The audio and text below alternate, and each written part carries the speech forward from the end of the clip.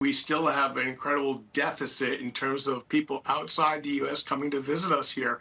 It's really sad because when you look at us compared to 2019, we are still below the number of people who came and visited in 2019. And that's bad for the hotel industry in the US. It's bad for the employees. It's not good.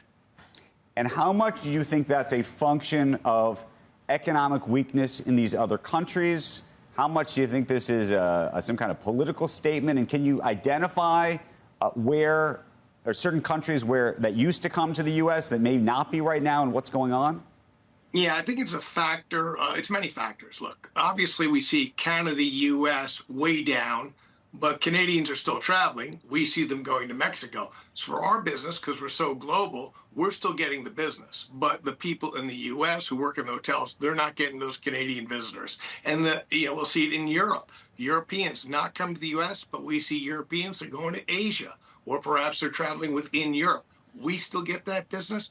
The American hotelier does not get that business. Now, why? Well, it certainly can't be because the dollar is so strong so people can't afford it. That's not it. As we know, U.S. dollar has decreased, making it cheaper for a foreigner to come visit. So I have to say it probably is some of the elements that we see in the geopolitical area where people are saying, I'm not sure I want to go to the U.S. right now. Maybe I'm going to have a problem, immigration, passport control.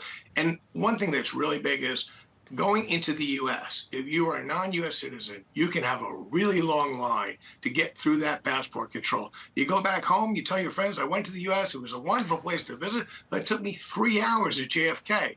That's not conducive to increasing the number of people who are going to come visit us.